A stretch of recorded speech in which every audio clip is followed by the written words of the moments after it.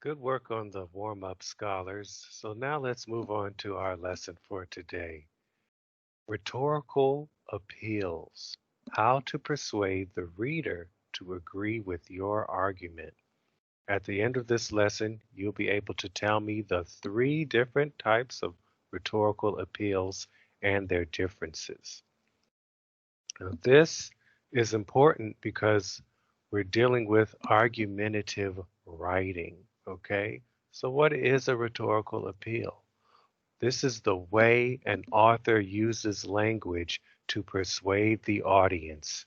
You, as the author, you, as the public speaker, you have a belief, you have an idea that you want the audience to buy into, right? So this could be with political debates. This could be with a speech. Rhetorical appeals appear in Twitter and YouTube, but it's all about convincing your audience to join your team, to follow you, to trust and believe you, right? With your argument. You want them to do what you want them to agree with your argument. You want them to take action, maybe, or you want them to donate to a cause. There are so many ways, right, to get what you want from that reader. And the person who came up with this was Aristotle, and he found that there are three ways to engage an audience in order to get them to do what you want, in order to get them to convince them. So you have logos, logic, you can think of like the brain, pathos, an emotion, an emotional appeal using the heart, or ethos, you could think of credibility. Okay? So an effective argument uses all three rhetorical appeals. Now, I want you to imagine that it is 1955. And in this year, Dr. Salk invents the polio vaccine. Polio was a disease that would afflict many children and it would prevent them from being able to walk, so it would handicap them. But in 1955, there's a vaccine, and Dr. Salk creates a vaccine that doesn't even have to be injected in the arm. It can also be put on a sugar cube so that the medicine can go down. I don't know if you know that Mary Poppins reference, the original Mary Poppins, just a spoonful of sugar makes the medicine go down. They're talking about the polio vaccine in that song. Now, I want us to imagine that we are the PR team. We want to convince readers, particularly parents, to allow their children to take the polio vaccine. So we're going to use logos, we're going to use pathos, and we're going to use ethos. Let's jump in. Logos is an appeal to logic. This is all about evidence. It's all about stating the facts. You're using language to justify with sources, right? The style should be cool, calm, and collected. So, one effective way to make a logical appeal is to write as if we were journalists. So this is why I have the newspaper article up, because newspapers are great examples of writing that uses the logos, making a logical appeal. Specifically, logical appeals involve comparison and contrast. That's one of the tools. There's also cause and effect writing. Remember, we're talking about making effective arguments. So comparison and cause and effect, these are the tools of a logical appeal with your argument. Another one is deductive reasoning, when you make a general claim and support it by a specific point or a specific example. The other side of that is inductive reasoning. You provide several examples, several facts, several sources to make a broad generalization. The generalization here in our example being that the polio vaccine is safe for children. So we want to convince these parents, allow your children to take the polio vaccine. And also, the last tool would be elaboration. You state your fact, but you provide a lot of detail. So I have a question for you. What sources would you cite to convince parents to let their children take the vaccine? What sources would you cite?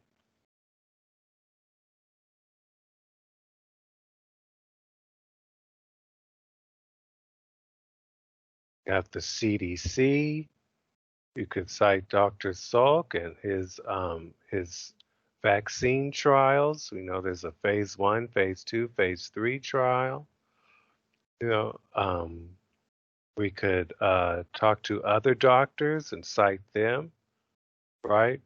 Logical appeal is all about evidence, all about sharing the facts, sharing the sources. So that's one appeal. Let's go to another one.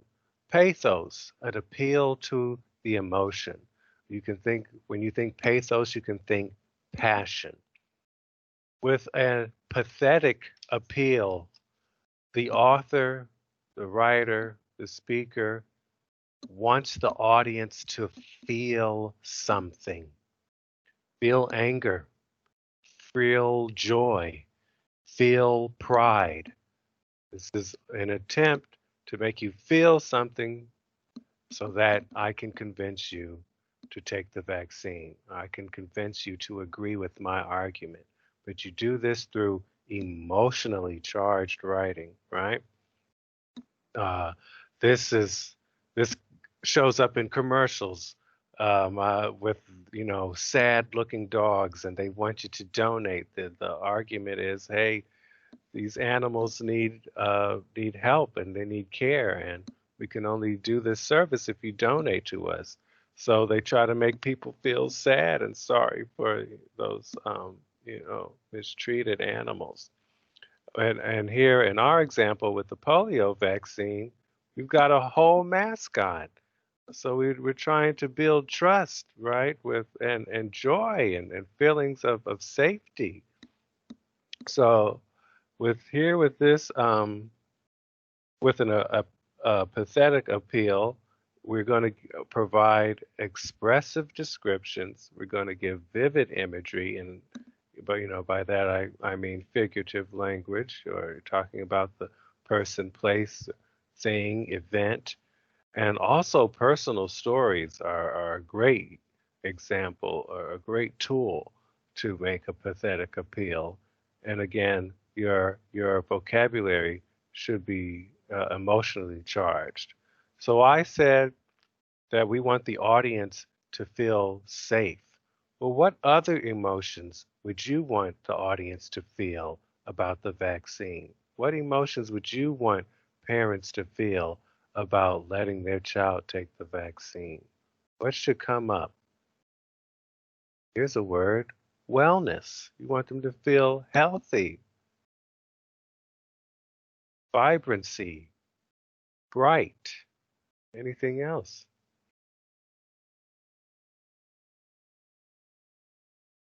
Security,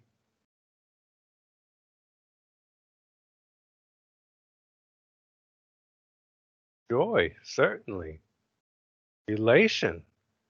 If my child has the vaccine, I can be worry free. Yeah. And then one more appeal: ethos, an appeal to the ethics. This is when I think of an ethical appeal, I think about morality. But we have to break it down a little further. So, pathos, the last slide, that's a writing style that's targeted at the personal level. When you think of ethos, when you think of an ethical appeal, you're targeting the social level. You're targeting an audience's values, whether it's their patriotism, whether their ideas of justice or activism, or their philosophical beliefs or religious beliefs, or their, like their ideas on capitalism. So an ethical appeal in this instance, where we're dealing with the polio vaccines, that it's a religious and moral responsibility for your child to take the vaccine. It is a holy act. It is for the greater good. Um, you know, so that's dealing with the audience portion of an ethical appeal. The second portion of an ethical appeal is using the author themselves. So the author will share, hey, I'm credible. I'm an expert on the topic, and that's why you should take the vaccine, because I'm an expert and you should trust me. My character says that you can trust me, and I'm an expert, so I'm going to use myself, as the author, to convince you to take the vaccine. So here's a question. Let's say we've identified our demographic, parents. Well, what public figure, the author, what public figure would you hire to pitch the vaccine to these parents? Taking into account the values and having a shared language with these parents, if you're trying to make an ethical appeal, what public figure, what person would you hire to pitch the vaccine? You know, if it was today, some people would say Dr. Fauci. I know we've seen in the news that there have been Black African American doctors who want to pitch the current vaccine against COVID to Black families. So there's a sense of credibility in terms of lived experience, and then character that we can trust this Black doctor, an expert, based on who they are and their similarities to us. They might share the same values because of their socioeconomic background or their racial identity. So these are the three: logos, pathos, and ethos. We want to try to use all three of them in our argumentative writing.